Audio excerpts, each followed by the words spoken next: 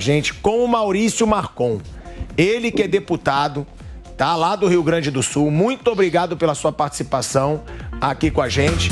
Ele propôs um projeto para aumentar a punição de quem comete esse tipo de crimes, né? Dentro de escolas, assassinatos aí de crianças. Você tem esse projeto para aumentar a punição, que eu acho muito bem-vindo diante desses absurdos. Primeiro, obrigado por estar aqui com a gente. A gente vai voltar ao assunto da violência nas escolas. Maurício, qual é a ideia do projeto e como solucionar, na sua opinião, essas barbáries que estão acontecendo agora frequentemente, por incrível que pareça, nas escolas aí pelo Brasil? Bom, olá, Thiago. Olá, os demais participantes do programa. Primeiramente, a gente tem que entender que é um problema que não se resolve só com uma solução simples de lei. É o que o Congresso está fazendo, além do meu projeto de lei, que inclusive já conseguiu mais de 300 assinaturas para urgência, ou seja, pode ser votado já agora na próxima semana. Ele basicamente tira de 12, que era a pena mínima, e coloca para 18 anos, e a pena máxima, que era de 30, coloca para 40 anos. Além disso, tem o agravante quando o crime acontece com menores de 14 anos, né, 2/3 da pena. A delegada pode até explicar melhor, a delegada Raquel, mas basicamente, se o sujeito é condenado a 20 anos, ele pega mais 2/3 como agravante. Além disso, outros projetos na Câmara estão tramitando para que se melhore essa situação das escolas, que não aconteça mais situações como o que aconteceu em São Paulo e em Blumenau. O que seriam elas? O detector de metais é um importante, mas eu acho que o mais importante ainda é a colocação obrigatória de seguranças na porta das escolas. Por quê? A gente tem um contingente grande de policiais aposentados, né, da reserva, que poderiam fazer esse trabalho até educativo junto às crianças, explicando que policial é amigo de criança, policial é do lado do bem, da força. Então é um conjunto de medidas que a gente pode fazer. O meu PL, ele basicamente vai da premissa que o cidadão, ele só respeita o que ele tem medo. E se ele tiver essa compreensão de ficar mais tempo na cadeia, talvez até em futuros homicídios, homicidas que poderiam sair antes, eles vão ter que ficar 2, 3, 4, 5 anos a mais na cadeia e talvez a gente salve vidas com isso. É bom frisar, Thiago, que além de homicídio só de menores, esse projeto, ele qualifica, todo homicídio qualificado, ele vai aumentar a pena. Ou seja, vocês estavam mencionando aí sobre o feminicídio, ele aumenta a pena também para feminicídio. Hoje o STF entende que a pena máxima é de 40 anos. Uma das perguntas recorrentes da sociedade é por que não colocar uma prisão perpétua ou até uma pena de morte? É sempre bom esclarecer para os ouvintes que a Constituição brasileira veda esse tipo de pena. A pena máxima hoje permitida no Brasil é de 40 anos. Então, é uma cláusula pétrea que a gente não pode mudar para colocar prisão perpétua. Então, é uma dúvida que ocorreu muito, que me pediram muito e é bom a gente esclarecer. O projeto, basicamente, aumenta as penas para que pessoas como essa que invadiu a creche em Blumenau fiquem muito mais tempo na cadeia. Raquel, fala, Zé, pode falar. Eu quero falar uma coisa, deputado, que é o seguinte. Você sabe aonde aonde houve a falha da sociedade com esse sujeito? Quando ele esfaqueou o padrasto ou pai. Padrasto. E não ficou preso, entendeu? Então, veja bem, se funciona, o sistema funciona bem, esse cara estava na cadeia, esse sujeito não ia ter tempo de fazer esse atentado, entendeu? Então, o juiz, porque às vezes não é só a lei, o juiz às vezes é extremamente liberal, solta a pessoa, tal, aceita. Então, não pode aceitar, né? Quer dizer, então isso aí o sujeito tinha que ficar preso. Talvez corrigir essa lei, né? Um crime de sangue, mesmo que não seja que ocasione a morte, o cara tem que ficar preso, tem que ter uma prisão. Se ele fica preso, não ia acontecer nada, né? Agora, eu não acho que só aumentando a quantidade de pena você vai resolver, porque você não vai resolver o problema do psicopata. O psicopata tem que ter outras formas de você segurar esse sujeito, né? E quando ele passa na rede do sistema de segurança, né, Raquel? Ele passa na rede, a rede não pode soltar. A rede tem que ter, digamos assim, a característica, a flexibilidade, a peculiaridade de segurar esse cara. Como esse, ele esfaqueou o pai, fica lá. Ele vai ter que ficar preso, né? E, porque, agora, por outro lado, esse garoto, por exemplo, que fez isso aqui em São Paulo, né? Que matou a professora. Quer dizer, só a prevenção é que daria conta disso. Deputado, é justamente isso. Só a prevenção. Como a Raquel falou, justamente... prevenção psicológica dentro da rede social. Pode ser também a segurança. Eu acho que tem que ter a segurança também na porta da escola. Não tem problema nenhum. Boa, doutora, já que você quer falar, Beth, depois eu também quero te botar no debate. Você até como cidadã, com medo, você que tem neto, você tem filhos, para falar sobre essa situação. Doutora, eu te pergunto o seguinte, você concorda com o que ele disse? Eu concordo. Que só respeita quando tem medo? Não. Eu acho que vai respeitar com medo também, porque a mente criminosa é criminosa. Também. Eu concordo, eu olho, eu tenho um olhar de punição para aquele que infringe e viola leis. Eu tenho esse olhar, sim, eu concordo com o deputado.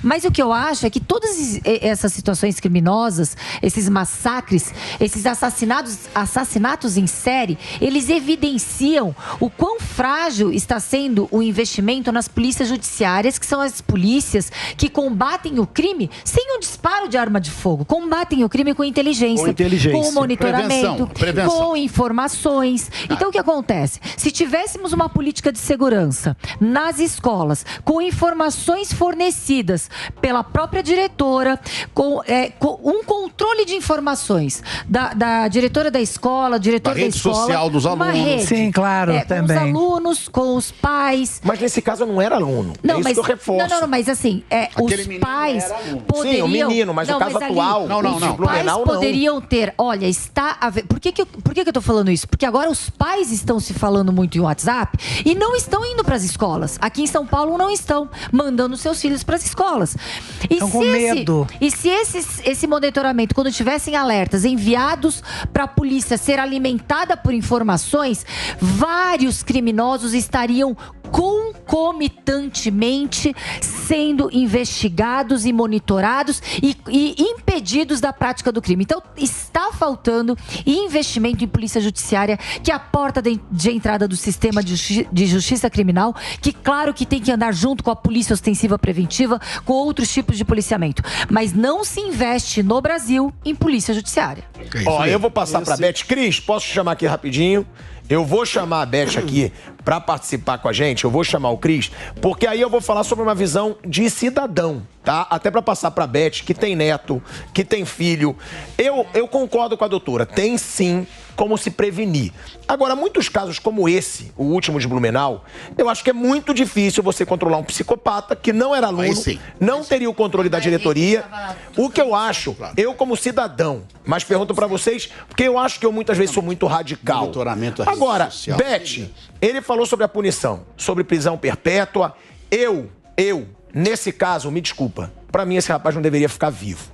Um cara que mata 4 crianças de 4, 5 e 7 anos, nesse caso, eu sou a favor de uma pena de morte. Sei que isso nunca vai ser aprovado no Brasil. Mas eu também sou. Porque ele vai ser solto. Ele vai ser solto, você pode ter certeza. Você é a favor de pena de morte? Eu vou perguntar para vocês, primeiro eu vou perguntar para Beth. Beth, o que você acha que tem que ser feito?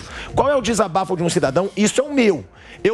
Eu sou muito a favor de ter um segurança armado na escola e encher ele de tiro quando Mas ele eu também. uma machadada numa criança. Não dá, eu não consigo aceitar. Eu também Beth, pergunto pra você como cidadã e depois pro Zé, que já discordou, como político que foi também e vai ter a palavra sobre essa situação. Pode ir na Beth. Eu concordo plenamente com você, Thiago.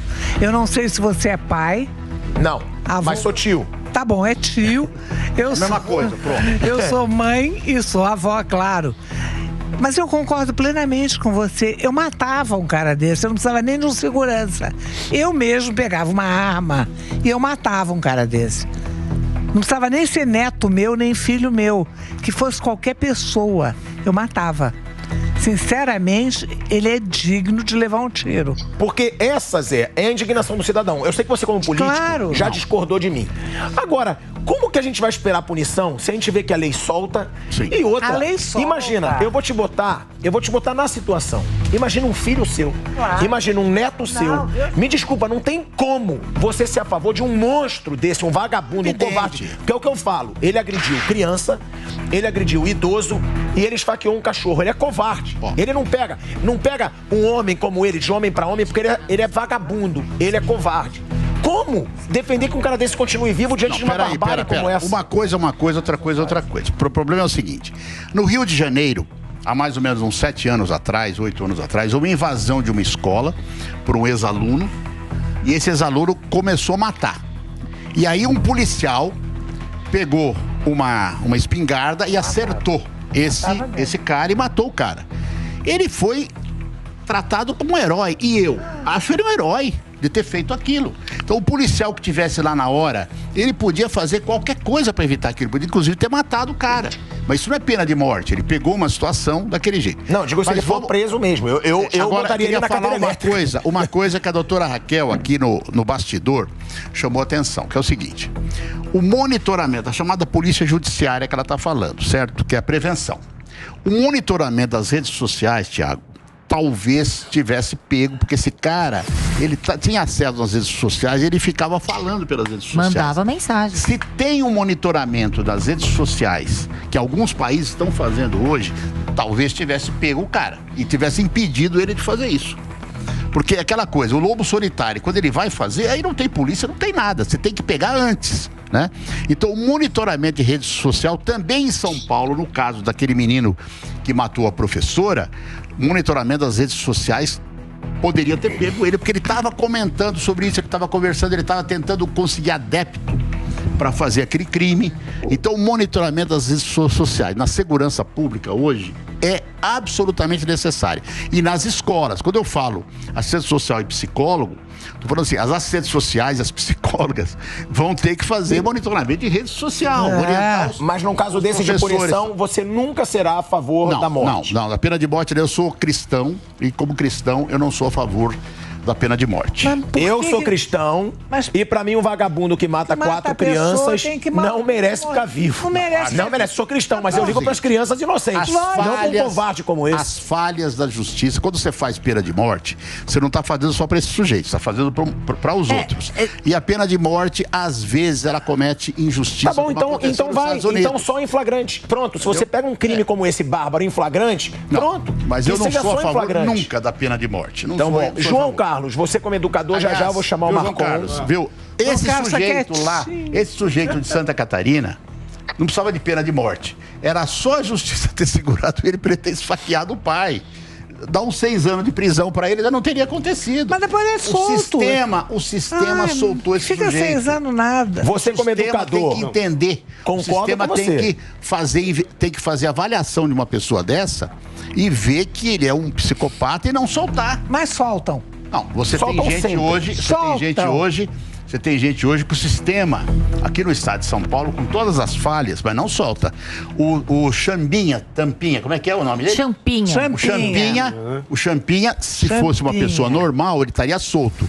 Mas em função das avaliações que a Secretaria da Segurança Pública tem feito, psicológica dele, ele não é solto e não pode ser solto. Mas ali foi uma situação completamente sui generis, que foi um jeitinho dado para um criminoso como o Champinha. Então, nem previsão legal existe. Tem que resolver esse problema. Foi uma situação porque eu acho que o que foi... Zé, só deixa eu colocar o João. O que vocês fizeram aqui foi muito correto, de segurar o cara. Então tem que ter lei para isso. Ó, eu vou colocar o João Carlos Martins aqui, ele que é doutor em educação, porque muitas vezes tem a justificativa.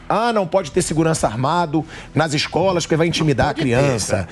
Porque vai motivar a violência. Eu sou totalmente contra.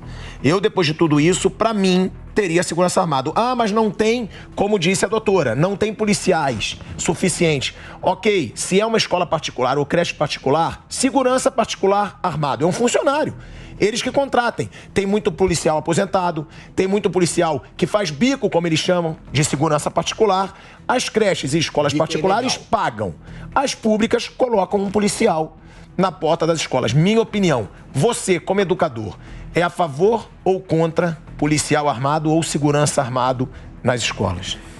Eu acho que além disso tem outras questões de educação que nós estamos discutindo, mas eu sou a favor de que as escolas reforcem a sua segurança. Eu acho que você deu um exemplo muito claro, Tiago, da escola particular para a escola pública. Nós temos, infelizmente, uma diferença grande no funcionamento dessas instituições. As escolas particulares têm segurança, elas têm todo um sistema, a escola não fica aberta e entra todo mundo que quer na escola. As escolas têm um controle de quem entra, de quem sai, elas têm um controle de câmera, elas têm um controle de seguranças, inclusive armados. Se você olhar escolas que você tem da comunidade judaica, escolas que atendem uma elite A de São Paulo, tal, tem monitoramento de rede social, tem tudo isso. Então nós precisamos o quê? Levar essa discussão também para a escola pública. Nós precisamos entender que a educação tem que ter segurança para todo mundo. O pai, quando deixa o filho na escola, ele deixa o seu maior tesouro lá. E ele tem que deixar sabendo que ele está seguro lá dentro para o desenvolvimento dele e para tudo aquilo que a escola tem que oferecer. Então tem que ter segurança sim, cada vez mais. Essa é uma discussão importante. Tiago. Marcon, eu vou te passar a palavra também, se você é a favor de segurança armada nas escolas, como fazer esse combate, e depois o Zé também já vai trazer o ponto de vista dele. Tiago, alguns pontos importantes que foram comentados aí sobre a pena de morte. Eu acho que para esse criminoso específico, eu sou contra a pena de morte, mas eu acho algo muito simples. Para ele é muito fácil matar, ele vai se livrar de um peso das costas que ele vai pagar para o resto da vida ficando num 2x2 numa penitenciária. Então, eu sou contra a pena de morte. Quando se fala que ele é psicopata, o engraçado é que os psicopatas nunca invadem uma favela, nunca invadem onde é que tem um ponto de droga, eles sempre invadem onde é mais branda a segurança. Então a gente tem que cuidar quando a gente diz que essas pessoas são psicopatas, porque nunca invadem, né, ponto de droga, a gente nunca vê isso acontecer. Uma academia de MMA, uma academia de jiu-jitsu, eles nunca invadem isso. Quando a gente fala, por exemplo, de negócio de metais, né, o detector de metais, a gente tem que lembrar, por exemplo, esse caso em Santa Catarina, ele pulou o muro com uma machadinha, então não resolveria nada, e mesmo que ele tivesse entrado pela porta da frente e não tivesse um segurança armado, ele poderia passar a machadinha nos professores que estivessem lá fazendo o controle, também não resolveria. Uma das coisas importantes que foi comentado pelo deputado é que a questão dos crimes dele ter ficado preso. Ele já tinha uma ficha criminal, e a doutora Raquel, ela pode não me deixar mentir, delegada Raquel, nos Estados Unidos existem estados onde existem 3 crimes ou 3 passagens pela polícia, o cidadão fica preso. Se tivesse acontecido a mesma coisa no Brasil, esse crime não teria acontecido. Né? Outra coisa que a gente tem que, acho que aqui a gente está em consenso, é que uma medida só não vai resolver o problema. Né? Não adianta nós colocarmos detector ou só colocar segurança, né? A gente tem que fazer ou aumentar a sua pena. É uma série de coisas que a gente precisa fazer para que tragédias como essa não aconteçam. É uma discussão ampla. Exatamente. E para concluir, sobre a censura, sobre o controle na rede social. A gente tem que cuidar muito o que é controle de rede social e o que é censura. A gente não pode usar um pretexto de um crime que aconteceu para usar censura na rede social, que é algo que esse governo vem tentando implementar de forma aberta. Então, o meu ponto de vista é esse, é uma construção, uma grande debate, mas falando especificamente sobre a lei, que é a contribuição que eu posso dar, eu acho que, como tu falaste, Tiago, uma pessoa como essa não pode estar na rua. Em não podendo estar na rua, o que o Congresso pode fazer nesse momento? Aumentar a pena até onde a lei permite, e é isso que a gente está fazendo.